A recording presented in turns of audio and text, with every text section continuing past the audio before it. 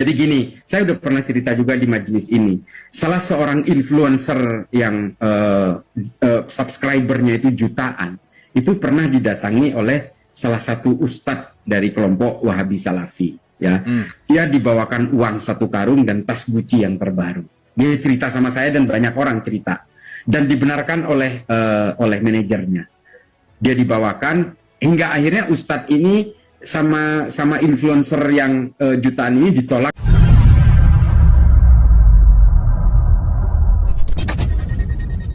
Tapi besoknya ustadz ini diundang untuk memberikan hak bicara kepada dia. Nah, coba bayangkan, artis-artis yang hijrah, yang dulunya pemain film, dulunya penyanyi, itu sekarang dipakai sebagai influencer sejenis ini. Dia tidak perlu main film, dia tidak perlu manggung main musik, tapi hidupnya tetap nyaman. Dan ini mustahil kalau nggak ada duitnya. Ini mohon maaf, seperti artis AU misalnya. AU, ini kan nggak ada job keartisan sudah, tapi dia hidupnya sangat masih saja hidupnya mewah gitu. Ini kan ada uangnya. Nah, metode ini yang dipakai hari ini. Influencer yang subscribernya jutaan, dan suatu saat mudah-mudahan insya Allah, amin, seperti Kang Abu, kalau subscribernya udah jutaan, pasti akan disasar. Tapi saya yakin Kang Abu nggak akan terpengaruh oleh itu. Dan bagaimana Raffi Ahmad misalnya didatangi, berusaha dibujuk untuk menjadi influencer mereka. Artinya mereka sudah bermain dengan kekuatan-kekuatan kapital untuk menggerakkan orang lain supaya masyarakat ini terpengaruh. Public figur lah yang mereka rekrut untuk mempengaruhi masyarakat. Ini metode gerakan mereka sekarang. Apakah ini hanya di Indonesia? Tidak. Semua negara-negara yang hari ini betul-betul didominasi oleh Wahabi Salafi, semuanya disasar melalui public figur itu. Tokoh-tokoh pemerintahan, para pemimpin-pemimpin wilayah, ini yang dikuasai lebih dulu. Hingga akhirnya semua populasi bisa didominasi. Nah, kalau saya cerita soal Gabon, saya cerita soal Nigeria bagian utara, saya cerita soal Somaliland, saya cerita soal Tanzania bagian timur. Ini semua sudah mengalami itu. Disasar dari public figur, influencer, dari pemimpin-pemimpin, panglima-panglima tentara, polisi, dan sebagainya. Ini yang disasar. Mereka bergerak di belakang. Mereka hanya bikin konten YouTube, disebar, nanti yang nyebar influencer ini. Memang hanya seperti itu gerakannya. Tapi sangat masif. Coba sekarang. Setiap saya posting di Instagram saya, tulisan tentang Wahabi Salafi, itu yang DM ke saya itu gila-gilaan. Apakah ini manusia? Saya tidak percaya. Ini mesin. Ini buzzer, betul-betul buzzer. Dan mereka dibayar. Saya yakin betul. Kalau saya nulis soal Jokowi misalnya, nggak ada yang datang. Paling yang datang ya kelompok-kelompok FPI 212, ya itu aja. Tapi kalau saya berbicara tentang Wahabi Salafi, menceritakan kejelekan-kejelekan mereka, gila, itu yang datang itu betul-betul seperti mesin, Bang. Kang Abu. Dan ini terjadi di saya ya. Nah, gerakan-gerakan mereka dengan menggunakan algoritma, machinery, robotik seperti ini terjadi. Dan mereka ada aliran uang di dalamnya. Ini yang kita hadapi hari ini, termasuk jaringan-jaringan teror itu semua 100% anggota jaringan teror ini semua Wahabi Salafi. Saya pastikan. 100%, kalau perlu 200%. Semua. Kalau saya tanya kepada teroris yang hari ini di penjara, yang masih terpapar, artinya masih belum NKRI, masih belum wasatiyah dan sebagainya, kalau saya tanya, menurut Anda wayang haram nggak? Haram. Saya sudah buktikan itu kepada 16 responden. Setelah ada pernyataan haram dari Ustadz itu, saya datangi beberapa lapas yang ada napiter tapi tingkatannya masih merah, masih bertahan dengan ideologinya. Saya tanyakan, menurut kamu wayang haram apa tidak? Dia bilang haram. Ini adalah bukti. Ini adalah bukti bahwa sebenarnya Wahabi Salafi ini adalah embrio dari terorisme di seluruh dunia.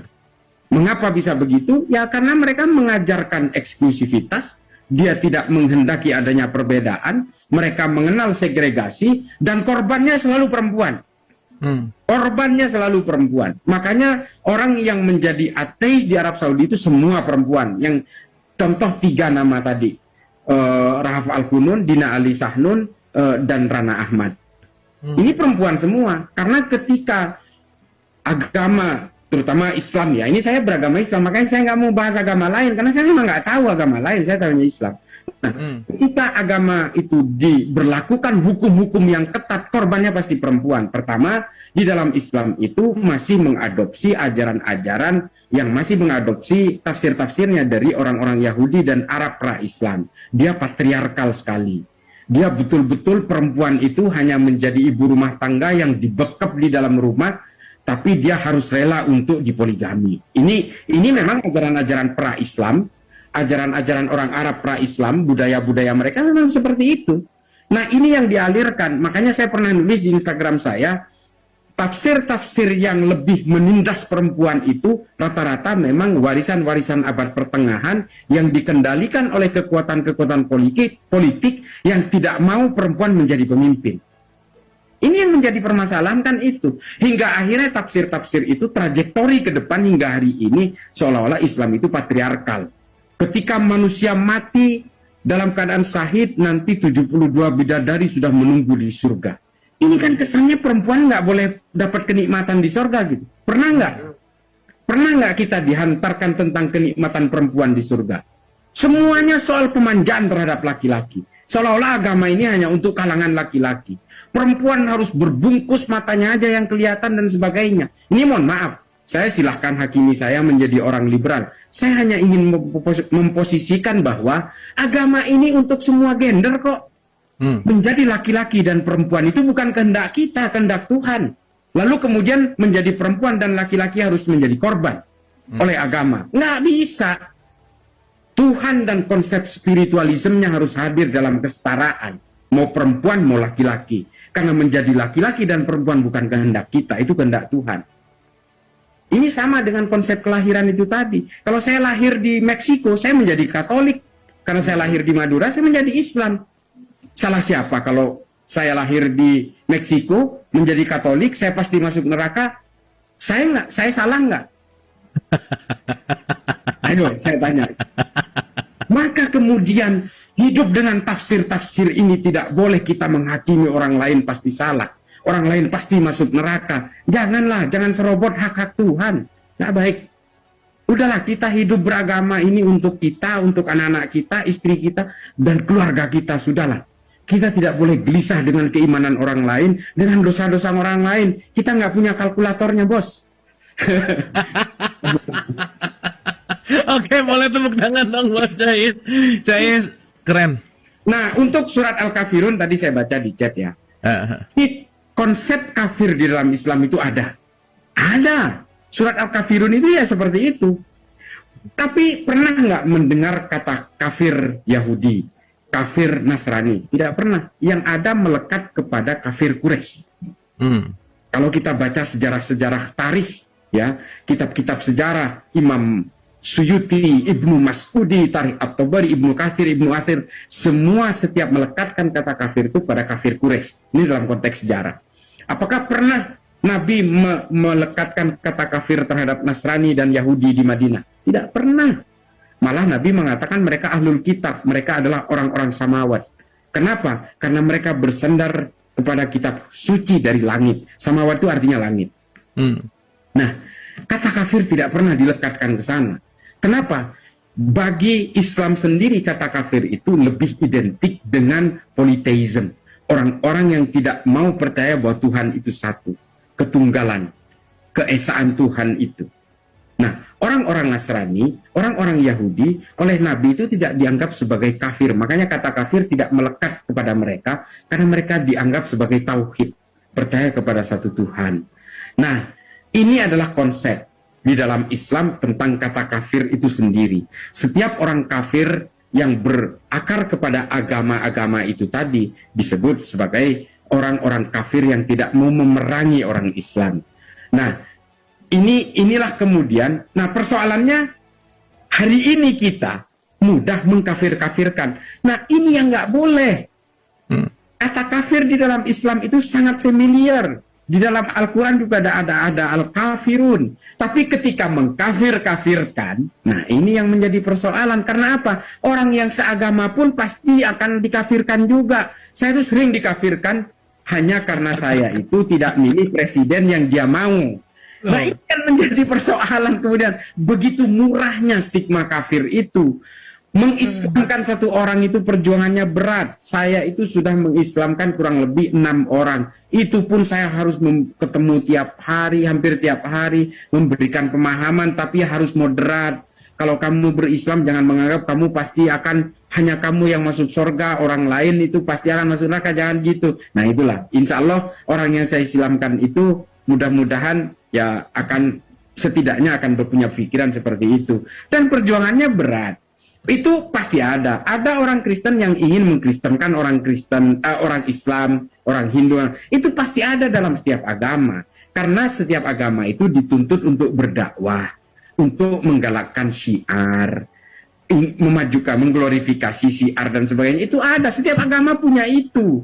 Makanya saya bilang setiap orang dalam pemeluk satu agama pasti menganggap agama yang diyakininya pasti benar. Nah, persoalannya adalah sebatas apa kita mengontrol keimanan kita itu supaya tidak gelisah karena keimanan orang lain. Jangan kemudian atas nama kita harus mengislamkan orang, tapi kita harus memerangi orang lain. Tidak boleh kita membawakan syiar dan dakwah itu dengan hulusan pedang. Ini sering kali diingatkan oleh orang-orang yang moderat ya, bahwa kalau kita dengan pedang, ini saya sering membawakan secara sejarah ya. Coba bayangkan. Islam itu pernah berkuasa di Eropa, mulai dari semenanjung Iberia sampai ke ujung hampir menuju ke Prancis. Selama kurang lebih 600 tahun. Coba, kalau 600 tahun itu kan udah betul-betul cucu, cicit, sudah ada di situ. Hampir 7 turunan udah ada di situ. Apa yang terjadi ketika kekuasaan Islam tumbang di Granada? Tumbang juga keimanannya. Adakah sekarang ini orang Eropa yang secara genetik Islam? Tidak ada. Kalaupun ada ya itu mu'allaf. Kalaupun ada itu imigran. Itulah artinya kalau kemudian orang itu diislamkan dengan kekuasaan dan intimidasi. Orang Armenia itu pada zaman Kekaisaran Ottoman pernah diislamkan 100%. Setelah Kekaisaran Ottoman itu tumbang, Armenia balik lagi menjadi menjadi Kristen 100%. Itu kalau kemudian orang itu dihantarkan agama itu dengan intimidasi. Maka agama itu, agama apapun ini, mau Kristen, mau Katolik, mau Islam, mau Hindu, mau Buddha, bawakan agama itu dengan kesejukan dan kedamaian. Karena hanya itu yang akan membuat orang jadi tertarik. Saya senang kalau orang itu beragama, serius. Agama apapun ya. Saya nggak peduli, mau Islam, mau Kristen, mau apa. Yang penting orang beragama. Karena seharusnya, kalau menurut teori deontologinya Immanuel Kant, moral itu ada 3. Orang bisa saja punya bakat moral jahat dan moral baik. Itu bawaan lahir. Tapi yang bisa mendrive orang untuk bermoral baik itu ada 2 berikutnya. 1, agama. Yang kedua adalah social circumstances. Itu teori deontologinya Immanuel Kant. Orang punya bakat menjadi orang baik dan orang jahat itu bawaan lahir. Human nature. Otonom istilahnya Immanuel Kant. Tapi orang itu akan tergantung dari agamanya. Kalau dia memeluk agama yang menganjurkan orang untuk menjadi orang jahat, maka dia menjadi jahat. Meskipun dia berada di lingkungan orang-orang baik. Demikian juga, agama sudah menuntut dia untuk menjadi orang baik, tapi dia hidup di lingkungannya orang bajingan, jadi bajingan juga. Dia hidup di lingkungan teroris, jadi teroris juga. Meskipun agama menuntun dia untuk menjadi orang baik. Maka 3 kesatuan ini tidak boleh saling ditinggalkan. Ini semua menjadi satu kelindan, satu ikatan. 1, otonom, bawaan lahir, human nature. Yang kedua, agama. Yang ketiga adalah social circumstances. Oleh karena itu, saya sendiri menginginkan kalau bisa agama ini dipeluk, nggak peduli agama apa. Karena saya percaya semua agama ini mengajarkan kebaikan. Yang kedua adalah semua agama itu berbasis kemanusiaan dan kedamaian. Kalau kemudian saya ditanya, apakah semua agama itu benar? Benar menurut pemeluknya. Pasti. Saya Islam menganggap Islam paling benar. Kalau ada orang yang beragama Kristen, pasti menganggap Kristen paling benar. Udah pasti. Kalau saya menganggap Islam ini tidak benar, saya udah tinggalkan dari dulu. Kan begitu logikanya. Ya kurang lebih seperti itu, Kang Abu. Keren, Cak, luar biasa. Boleh tepuk tangan sekali lagi buat Cais, dan ini banyak banget yang ngomong bahwa kita perlu Cais nih untuk ya penting lah gitu keberadaan Cais, dan kita sama-sama doakan. Ini nih keren banget dari Bu Teti. Indonesia amat sangat membutuhkan orang-orang seperti Islah Bahrawi. Sehat terus Cais katanya. Wah, mantap, Cak.